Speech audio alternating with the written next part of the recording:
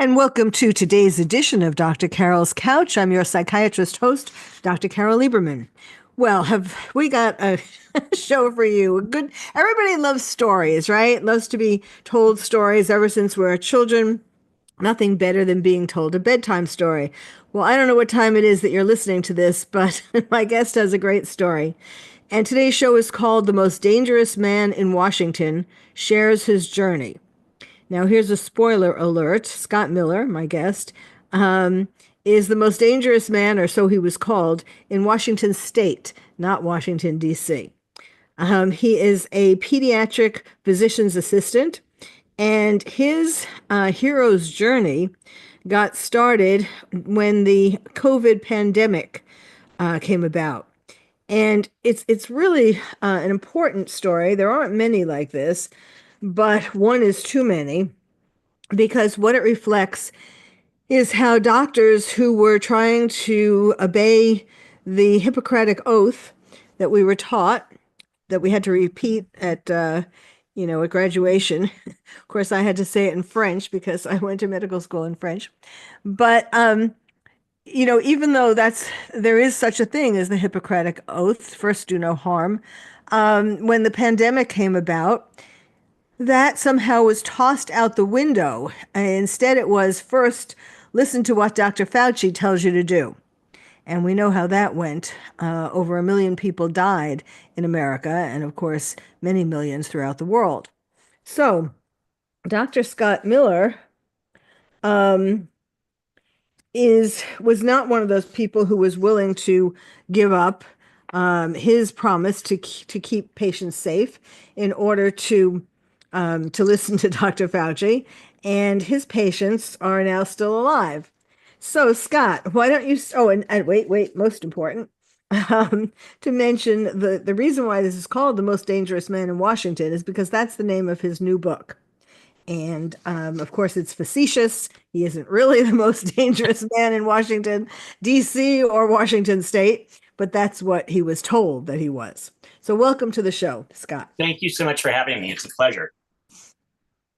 So let's start with, as a psychiatrist, I always love to know what got people to be in the position that they're in today, whatever that may be. As a child, what made you, for example, what made you decide to be a pediatric physician's assistant? How did you get into that career? I always planned on going into medicine. My dad was a dentist and my mom a dental hygienist. And so actually it was in college. I happened to be sitting at in the cafeteria with some friends, and they mentioned there is a recruiter coming from a dental school.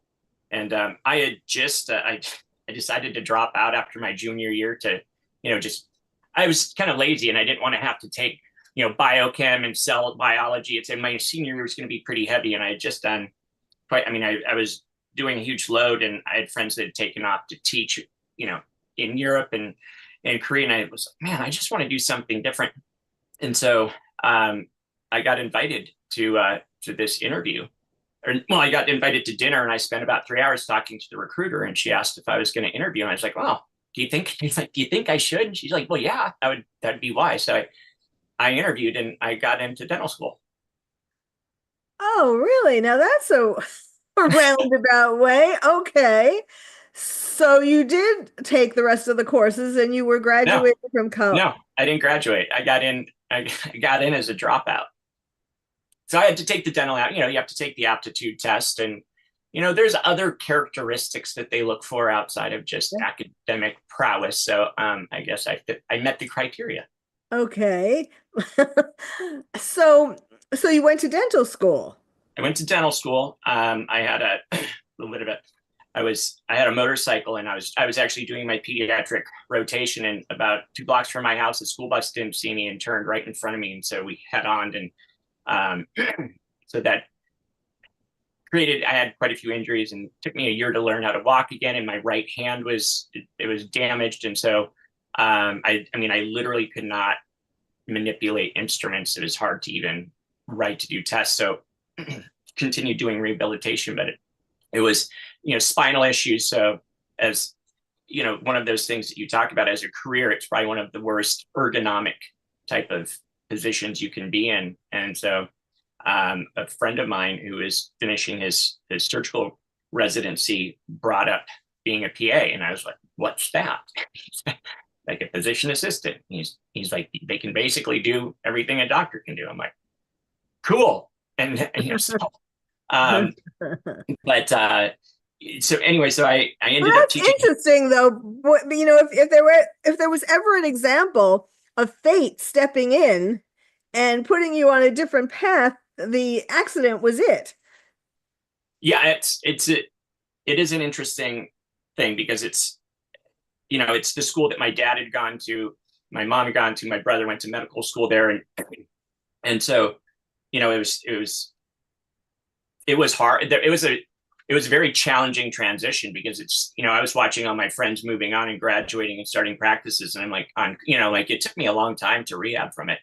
But I ended up teaching high school science, which was super fun. I love to teach. But yeah, I ended up going to PA school in Central California and went straight into pediatric medicine.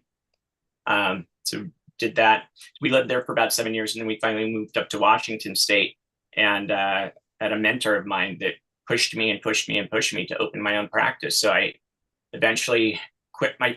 Well, I was working at a community health clinic, and it was so sad. They had one of the main clinics systems there that stopped taking state insurance, so there was no one to take care of these kids, and a lot of them were on psych meds, and so no one's filling them. No one's even figuring out if and why they need them. They're just getting medicated, and so I ended up just doing a deep dive into, even from a foundational standpoint, what is happening, in their brains and their bodies and their system. No one was getting labs on them. No one was checking vitamin D. No one was checking, serum zinc or copper levels or genetic, variations that could make it more difficult for neurochemical regulation. But and so and it took between 12 to 15 months to get them in to see any specialists at Oregon Health Science University in Portland. So it was just sad. So I figured I better start learning under the underlying whys of how our systems go wrong. And I became fairly I started to become known for that. And so when I started my own practice, and it was all these steps, it's humbling because, so I'll just fast forward a little bit. So when COVID hits and we're told there's no treatments, my wife's, who is a labor and delivery nurse, she just looked at me, she's like, well, can't you figure out how to treat it?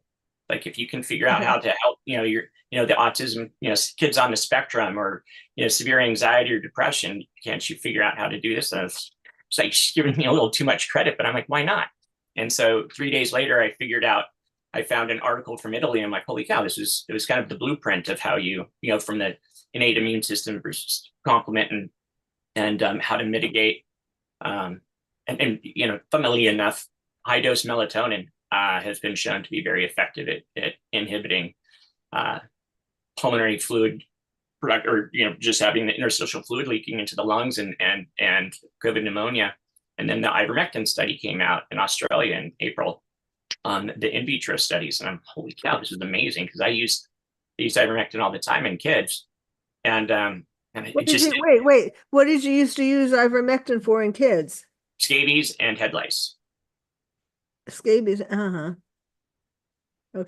Well, Well, let's to go back. I'm still yeah, kind of stuck on something you said earlier. So I didn't know that physicians' assistants could have their own private practice. yeah. I had a supervising, but he was remote. He was somewhere else in the city. Uh-huh. Well, we were in different towns, so.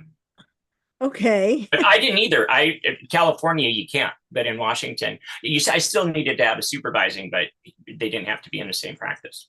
Okay. And did you learn psychiatry when you were doing your physician's assistant training? Oh no, they don't teach. They don't No, teach I wouldn't think at so. all. They don't teach anything about it. I came across Dr. Amen, and Uh-huh. and then it was kind of like the opening up of realizing how, like, but you don't know what you don't know. I'm like, holy cow. And then Dr. Walsh I started looking at what Dr. William Walsh was doing with it was called nutrient power, but he was looking at, like, why are all these, what's going on with the incarcerated males and running labs on them, and just looking for, what are ways that we can help the brain. Uh-huh. So, and so I just started, I had these moms, we just trial and error things, right? Let's try, you get labs. It's like, let's put them on, let's crank up their omega-3 levels. Let's give them some vitamin D. Let's give them a little copper. Let's put them on, you've got somebody that's their methylation status, they're genetically predisposed to not do well with detoxification and neurochemical regulation. And we put them on, a combo of higher dose, like moderate dose, activated B vitamins and some GABA and magnesium. And within 30 minutes, we would see like a calming down of the mood and a change in their overall regulation and how they engaged with the environment. Uh-huh. Okay. So I guess okay, so then the pandemic came Mm-hmm.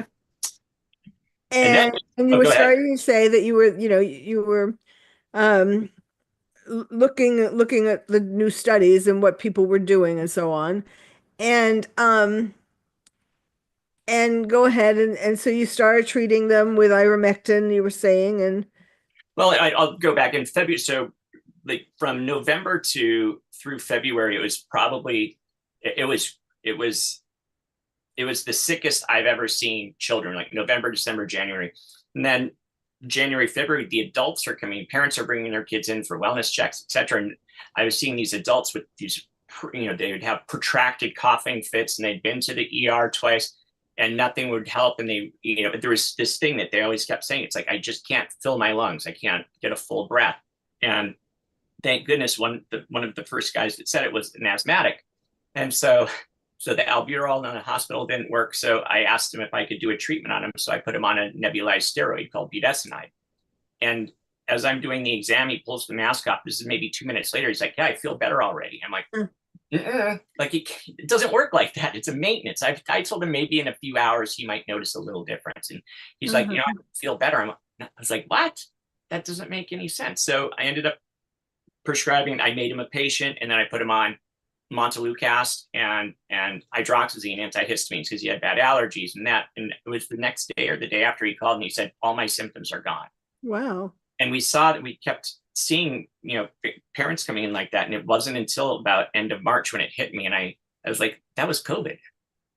Those people had COVID because it's a treatment I've never used. Like, it shouldn't work in a traditional lower respiratory situation.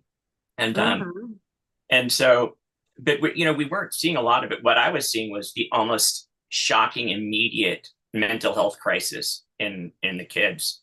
The minute those schools shut down and they were isolated and told they were possible vectors of death, and they couldn't, it was almost immediate. They couldn't hug their grandma. Exactly. It was fascinating in a horrible way to see how quickly it went with all of the messaging. Everything that was coming out was it was all doom and gloom and death and fear.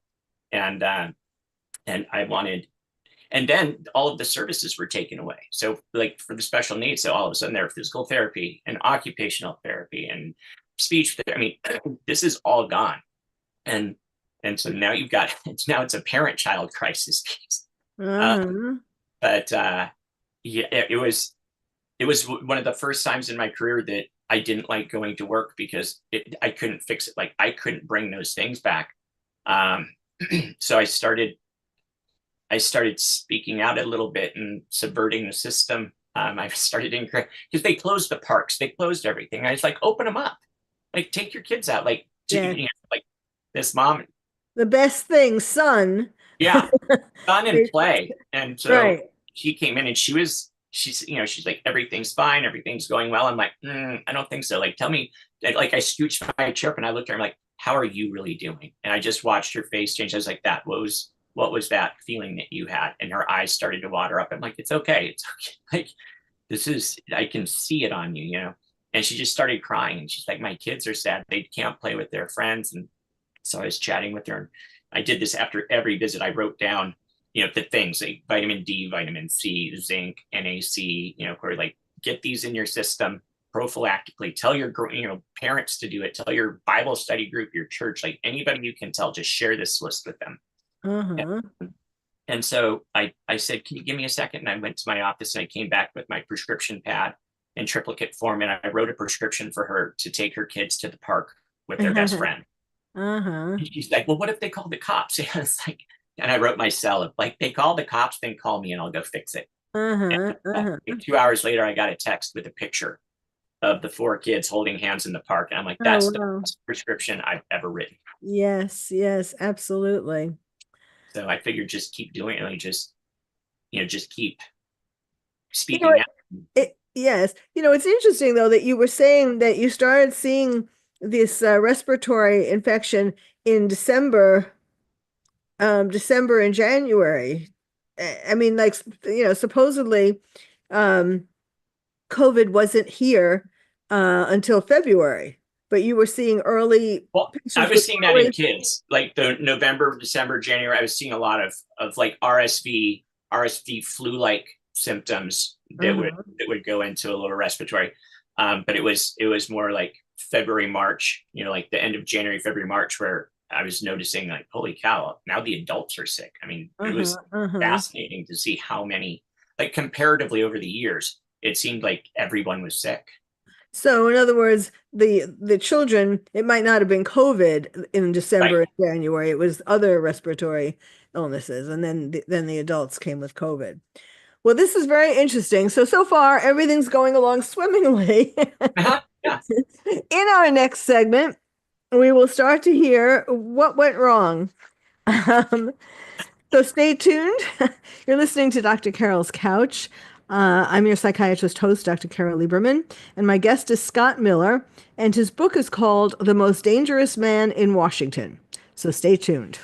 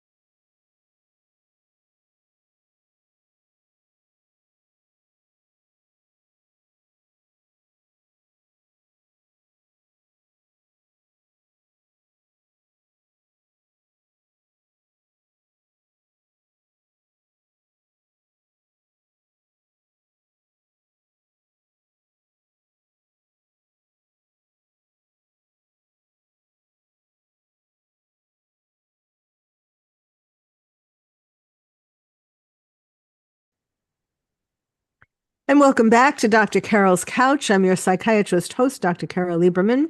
My guest today is Scott Miller. He is the author of a new book called The Most Dangerous Man in Washington. And today he is sharing his journey.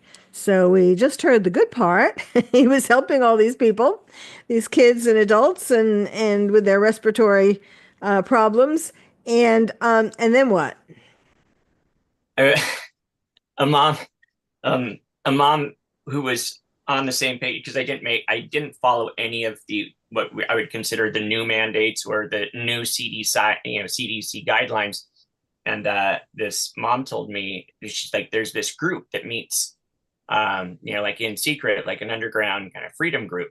There's a woman that speaks at it. You should go hear her. I was like, oh, okay, I'll do that. And so I did. It was that night, and I left the office and went over there. And it was kind of funny because I walked up, and by this time, nobody was outside, nobody was hanging out. Like our house was like the only place because I didn't adhere to that. So we had all the neighbor kids over all the time, but outside of that, you didn't see anything like that. And there were about 100 people, and this is super cool. Look at that.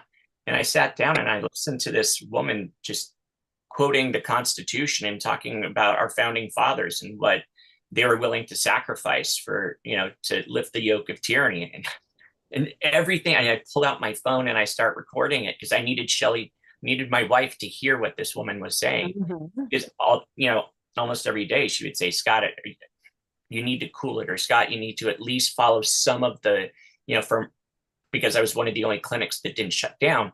And she's like, they're going to fine you. I'm like, I'll pay the fine. They're like, they're going to close you down. I'm like, I'm not putting propaganda in my office. I'm not going to make moms and kids wear masks. I will not do it.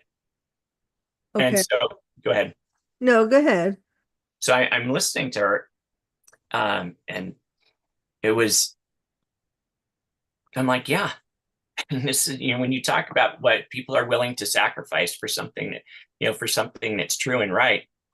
So where's that line? Like, what's that line for me? And I looked at the devastation that I was seeing in the pediatric population from a mental health standpoint. And I was like, that's my line in the sand, because that's who I was, dedicated to taking care of. And I don't know how these events came about, but about 2 weeks later, I was asked if I would speak at a medical, or actually just a freedom rally at the Capitol in Olympia. And this woman called and I was like, sure, I'll do it. And I was like, wait a minute, this might be something I should run by my wife. Yeah. So I did. She and I had a discussion about it, and she was begging me not to go. She's like, please do not do it. You're going to put a target on your back, etc. And I looked at it as an opportunity to tell thousands of people at one time, like to get information out and, en masse. And Let me just stop you there for a minute because I want to. So, how did you know? What made you so sure at that time, relatively early on, that I mean, other than of course, telling people to stay inside, telling kids not to go to school. Yes, that is just you know, it's sort of, I mean, innately, you know that that's wrong. I mean, I talked a lot about that, the danger of closing schools, and I wrote about it, talked about it, and but that's different from you. Did you tell people not to take the vaccine? I mean, so it wasn't, they hadn't rolled that out until end of November, December. I told my messaging to people was initially it was give it 5 years of incredible safety data, and then that's something you might want to consider. But I didn't know about the mRNA technology initially. I just knew that when they tried to roll out other coronavirus or RSV vaccines, when they gave it to the ferret and cat models, they all died when they were exposed to the wild type virus. So I thought that's a risk. That's a bad thing.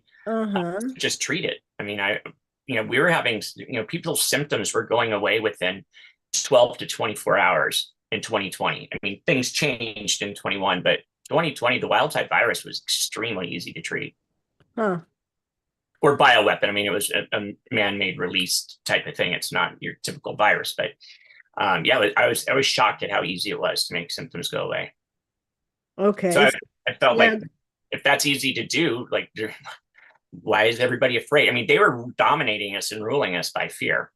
Yeah, right. I know. I haven't taken the vaccine. I told people, well, I said for adults, when I was doing interviews, I told adults that they should make their own decision. But as far as for kids, I said absolutely not, because there's no way that they could know what's going to happen to kids years down the line. But anyhow, Exactly. okay. So you went to this Washington rally or Well, uh no, I finally told her that I'm not going to do. I oh acquiesced. Fine, I'm not going to go. And got to a point where I said, listen, this was the way I got said, listen, I'm not going to drive myself to Olympia. So if this is something that I'm supposed to do, if God's convicting me to do it, then He can send somebody. Almost cavalierly, it's like He can send somebody to pick me up and go to bed. And it was something I prayed about quite a bit because I felt like I should go, but then like my wife was, her points were valid. We were finally a viable clinic. It took, we built it from nothing, and she didn't have to look at the bank account to buy groceries, and so she's like, "Why are you willing to throw that away?" And uh-huh. which again, it's kind of a fair question, but what we were dealing with, it's not throwing it away. It was desperate to get factual information out to people because it didn't exist. So I went to bed about 5:15 in the morning. There's this persistent knocking on the door. And I get up and I go and open it. And there's two gals there. And I knew one of them. And she's like, "Hey, I heard you needed a ride to Olympia." And I'm like, "Oh." I was like, "No." I just remember, I'm like, "No." I'm like, "Seriously, God, really?" I was so I had to go like, let me gather some gear. And I left a sticky note on the fridge. I'm like, "Hey, love, went to Olympia." And Oh God. Yeah. and so yeah, and even that, it's fascinating, Carole, because I'm crafting what I'm going to say, and I'm trying to be careful about not. I have a tendency to push some boundaries sometimes, and I'm like, keep it within a lane of normalcy or sane. Like at least say something that some people would say. And I've got my notes, and I'm walking up on the stage, and there's a cable out, and I trip, and the papers go flying, and this gal's scooping it up, and they're all. I mean, it's just scattered. I've had like sticky notes, and I'm like, oh my goodness. So I walk up to the lectern, and I look out over the crowd, and I'm holding my, and I just, well, apparently I wasn't supposed to use these. And I just set it down. And I took a deep breath and looked around, and I just started saying what I felt convicted to say. And I'll fast forward. So about 2 months later, I got a letter from the Washington Medical Commission with a complaint against me. And it was the most absurd thing I'd ever seen. But it said that I had felony charges in California back in 2012 before I moved up here, and that I quickly applied for a Washington state medical license because I knew that I could get the license before I'd be, just crazy stuff. And that I lied on my application, et cetera, et cetera. And my office manager is looking at it. She said, "What is this?" So I didn't even get an attorney. I just wrote a letter back, because they were like, "Can you explain this?" I'm like, sent them my initial application, figure we're good. A month later, get another letter. They're like, "Well, there's discrepancies in your application." I'm like, "There's only one application," right? It's like, you Uh-huh. send in your application, you have to renew your license every 2 years. And they made me like write another lengthy letter of explanation, which I did. Then they sent just another inquiry on it. And I finally wrote, I'm like, I don't know how to defend a negative.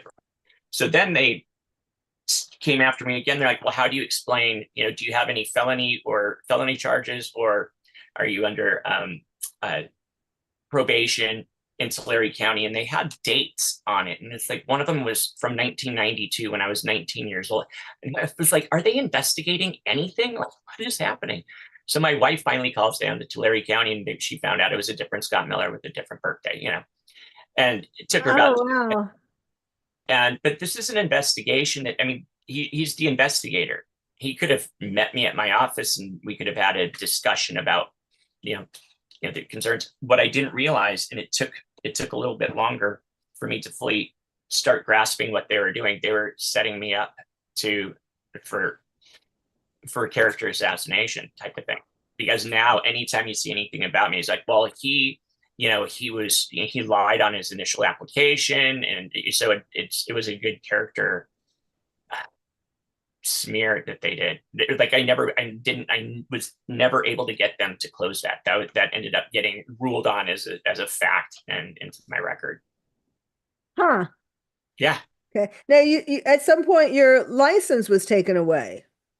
Yeah. So I was I had helped open up a few of the Christian private schools in our community. I did a mask exemption campaign through the summer and fall of 2020, and had spoken with some of the principals at local Christian schools and parents, and so there was enough support, we would say, within those different communities for the schools to open up without social distancing, without masks, which was pretty awesome. I mean, it was, Mhm. but it created, you know, each of the things I was doing was creating some backlash. But anyway, I was asked to speak at a school board meeting, and I didn't realize how hyper politicized they were at the time. I was just asked to share what my experiences were, and so I did, and I took their 2 minutes and turned them into 7. And after that, I mean, it went viral in my world. It was there was 2 things that happened from it.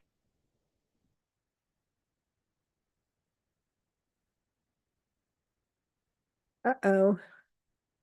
Um, I'm not going to use the word here, oh, but there make we the go. bad go away. Wait, And it okay. unleashed. Wait a second. You dropped out. So could you just Oh, repeat the last couple of sentences? yeah, it was, You with said there were that, 2 things that happened. uh, the message. So this gal wrote an article about the meeting, and it said local pediatrician claims to cure COVID and calls school board members uh, either nefarious or pure, either ignorant or nefarious and pure evil. And so Oh, that's wow. how it starts off. I'm like, uh-oh. So Yeah. within days, within days, the complaints started coming into the state based on the article. And then, 3 weeks later, I got a packet of 15 complaints because of the article. But the day after the article ran, it was like what we thought was busy in terms of sick people. It was like the floodgates open, and I would tell my staff, find out how they knew to call us. It's like, well, Yeah. we saw that article. It's like this smear hit campaign. We saw this article in a Wow. chemist post. We saw this article, and we thought, and so it, it I joked. I actually wrote her a thank you letter. Like, Yeah. I know it wasn't your intention, but I want to thank you for doing such a diligent job about getting the message of truth out to people who otherwise wouldn't have heard it. Um, Uh, but it became it that time period from so from May, June, July, August, September. It was unlike anything we could have ever experienced. I mean, I would be up for 72 hours. Shelly would knock me out with some melatonin or an antihistamine. I would sleep for 4 hours, then I'd go another 60 hours just driving from home to home to home. They were too sick to be able to carry me. Like, sometimes you'd have 2 people that they couldn't do anything. They couldn't get up, they couldn't breathe. So I spent a lot of time just going into people's homes and taking care of them. did you But get sick at all during this time? well, I mean, okay. did you get sick with COVID? I mean, during this time. So I did, but I purposely inoculated.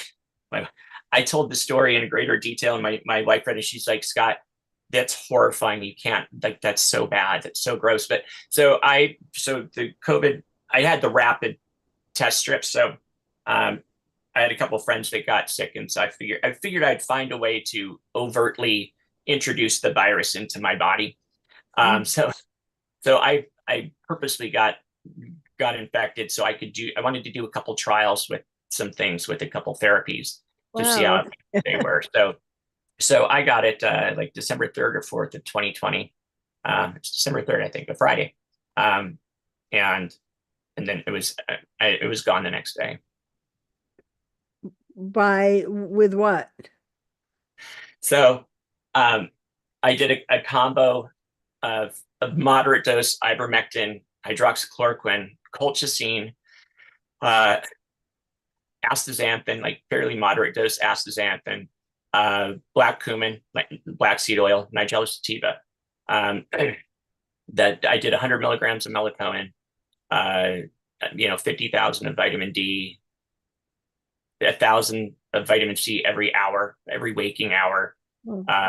zinc, quercetin, and acetylcysteine, NAC, like 18, like 1,000 milligrams 3 times a day, and then 500 of glutathione, and then iodine nasal spray. I Um, mean, it's a lot of stuff. I just wanted to see how quickly. I mean, I didn't. Not everybody had to do all that. I just wanted to see if I could make it just go on fast. you're familiar with Dr. Zelensky, right? Oh yeah, I had him on my show, so you took some of what he was recommending. I didn't know who anyone was at the time.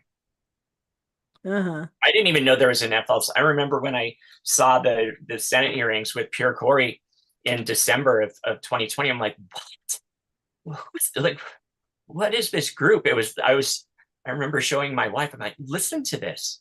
There's other people talking about. I had not heard, and Uh-huh. apart from Syed Mobeen, who does his Cool Beans podcast, I listened to him as much as I could on the mechanisms. He always went deep into the mechanisms and the pathophysiology of it.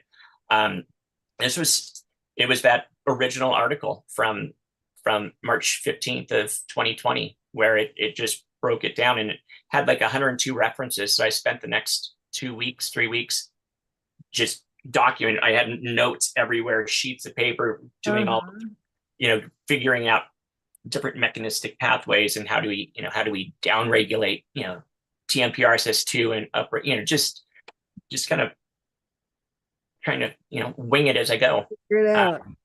Well, we need to take, we can't bring it anymore for this segment, but we will come back. Uh, we need to take a break. My guest is Scott Miller. He is the author of The Most Dangerous Man in Washington. We are going to be right back talking about it. One of the things I want to ask you about is about the patients who you had originally, before you were more confident with the different remedies. You sent some patients to the hospital and they ended up dead.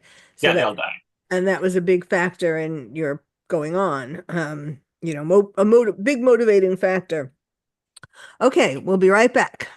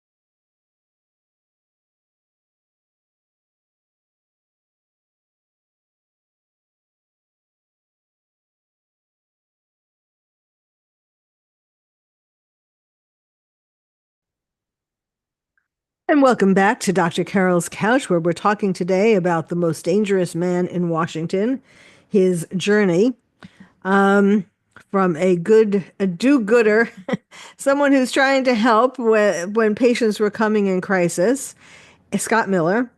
And we've been talking sort of chronologically. I wanted to know, there were two things that I want to make sure we include. One is when they took your license away, and then the other one before that, something early on, is when you were sending patients with COVID to the hospital, like you were supposed to do, and they died. So tell me about that. This, yeah, there was a certain, I had a threshold. I did pediatric medicine, so it's, somebody we've got an 82-year-old, grandmother, 82-year-old mother that, and her oxygen is down in the 80s, and that's all I'm told. And you have to, at that time, I'm like, well, they have to go to the ER at least. I mean, they have to go to the hospital and be evaluated and make sure everything's okay. And we had a few calls like that within a very narrow window, that 4 people. And so I didn't even hesitate there was a mild pause, but I'm like, I can't take the time to try and take care of an elderly patient that's acutely ill, that's in respiratory failure. And then I told my staff, like, can you reach out and find out, what happened to them? I was told they all died in the hospital, and, isolated in a COVID ward, refused care, ventilated, and dead. And I had a huddle with my office manager in front office, Christine Carey. And I said, listen, we've got to figure something out, whether they bring him in, something, because we can't.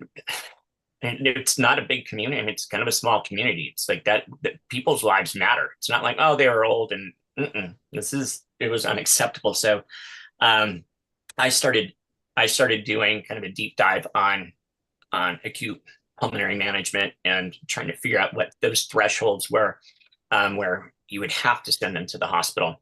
Mm. And each month our threshold it was like, oh, 80 is, 85 is the new 92, and then it would be like 80 is the new 88, and then 75's, once they got into the 60s, it was pretty dicey. I mean, that got scary, but it was rare. I only, unless I was sending them for imaging to make sure they didn't have a blood clot, or to get some labs to make sure their D-dimer wasn't elevated. Maybe 10 people after that, the rest of the time, that I had to actively send for further care. Then we had to figure out how to get them out. Like, once they're in, then you had Oh, to have a plan. yes. You say that's right. You help people escape from the hospital too. How did you do that? Initially, I failed at that also. I thought I could have a, collegial conversation with the intensivist, and share some of the experiences I was seeing in an outpatient setting with people that were equally, if not sicker, than the people that were in the ICU. And what I was met with ubiquitously across the board was, well, there's just not enough studies. There's just not enough studies on that. So they used the recovery study to pick dexamethasone, which is a steroid, and they would give them a pediatric dose of it, 6 milligrams. It's what you would get a child with croup, right? That was every hospital in every state across the country had adopted that. And some pulmonologists would bump it up, but so I was able to get a few doctors and they wouldn't put them on antibiotics because it was COVID pneumonia, and they had to use remdesivir as a monotherapy to get the HHS kickback, an extra kickback. So they would withhold. So they would come in, fever for 4 days, they're septic already, and they wouldn't put them on antibiotics. And then they would deteriorate it even more. They would keep them dry. They wouldn't give them fluids. And as they were starting to get sicker, then they would hit them with high flow oxygen, even if their O2 sats were in the mid. I mean, they would suffocate them with oxygen. So as they would try and take the mask off, they would zip tie their hands to the bed so they couldn't take the mask off, and then they would hit them with fentanyl and Ativan. Wow. Okay. Those are the gentle ones. It's bad. It was bad, bad, bad. Okay, Like, so how did you get them out if the doctors weren't gonna be persuaded by what you had to say? um, I guess it's far enough into it. So it's a story that it was mid-July, and it was a patient that I sent to the ER to get imaging and labs just to make sure. And the doctors convinced her to stay for observation, and then they put her on oxygen, and then they increased her oxygen to a level that was too high for her to be able to go home. Oh And wow. it was a woman that I promised, because she's like, I don't want to go to the hospital. That's where people go to die. This beautiful 77-year-old. And I said, oh, uh, I call her Charlotte in the book because but I'm Charlotte, like, I'm not going to let anything happen to you. I promise you, everything's going to be fine. You're just going to get some imaging, get some labs, go home. This is like, she wasn't that sick. And they kept her there and then um, withheld care. And so she ended up at one point teaching English to the Chinese community. And her son in Kansas had reached out and he said, so one of her students called the hospital and they gave her permission to bring like a Chinese herbal tea in, like to drop it off. You can go in. I was like, what? That's incredible. And I'm like, wait a minute. I'm like, hey, have her come over to my house tonight and I'll let's put some stuff in it. So my my wife was Yeah. so tired of random people coming to our house and picking up meds and stuff. So it's like 11:45. My wife and I are sitting at the island having dinner, and Shelly, she's like, hey, do you have some time to chat? And I'm like, sure. And right after she says that, there's a knock at the door. I forgot to tell her that there might be a random Chinese woman coming to our house. And she looked at me, she's like, seriously? And so I go to the door and there she was, Shane. And I said, give me 1 second. And I went back and I'm like, this is the only way it's the only thing I could think of.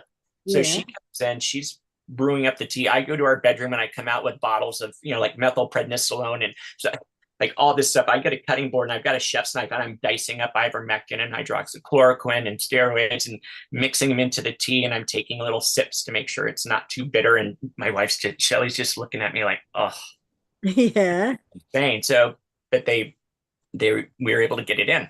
And she was, and even with single dose, with as much stuff that we put in, we would typically see improvement, which we did. They were trying to ventilate her and she was refusing. So they were trying to put her on comfort care, which means end her life. Oh wow. Yeah. Um, and so, but unfortunately, we only got two,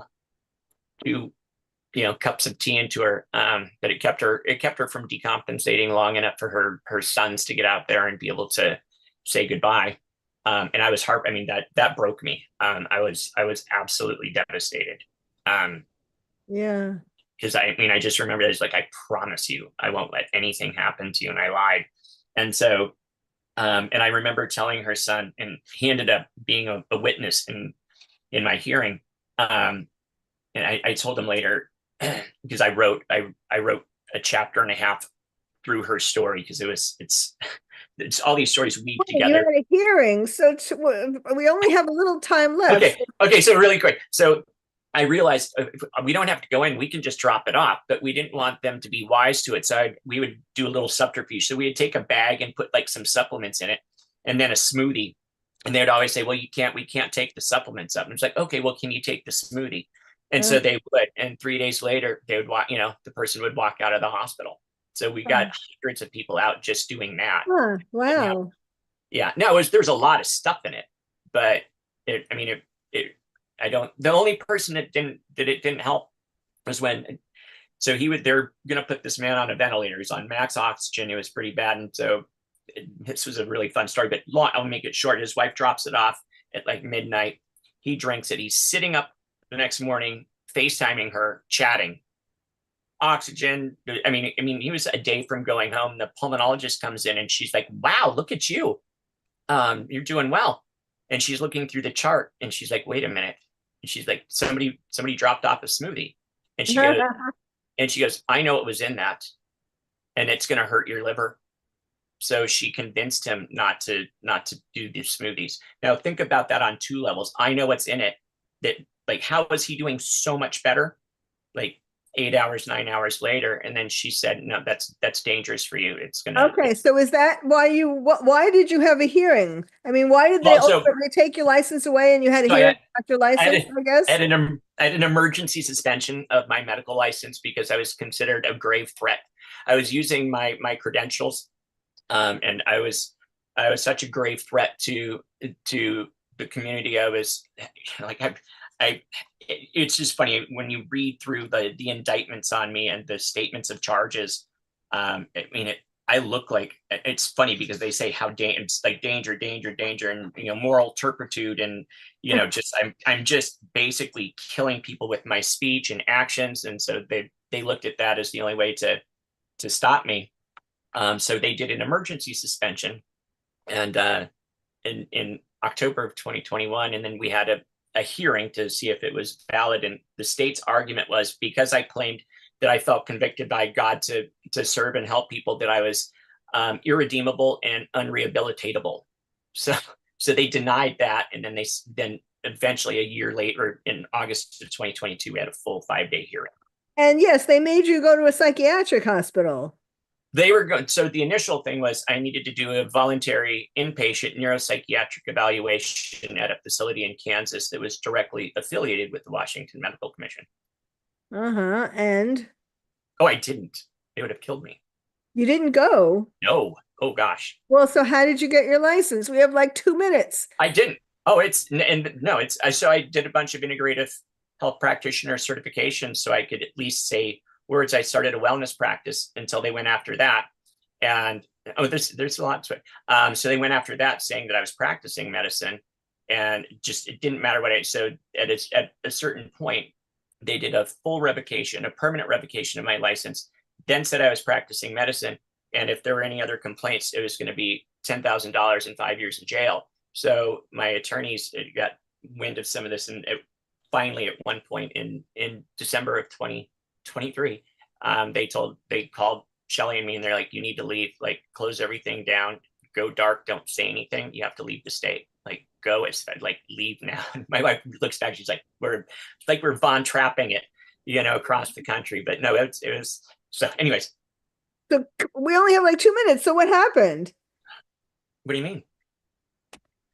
So you closed everything down? Yeah, we had to leave. Yeah, we just were. And you left Washington State? Yeah, we lived in tents for 20 months. Yeah, it's an so it's so the most interesting part of the story. So why didn't you talk about this sooner?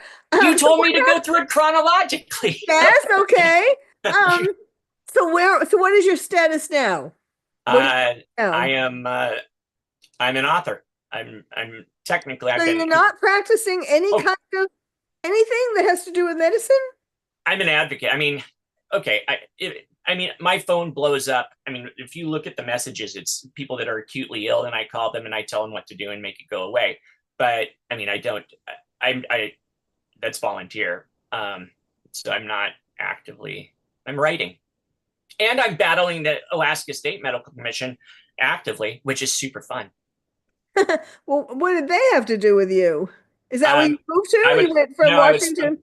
I was told to apply for an Oklahoma license because they were politically friendly, and I got all the way to that, and they decided I needed to do a forensic psychiatric evaluation, which is cool. I'm fine with that. It was fun. Yes. Past that, and then right before I was supposed to fly out to meet with the board, where they said your path is clear, everything's fine. And then I finally got a call that said, basically the attorneys got together and said no.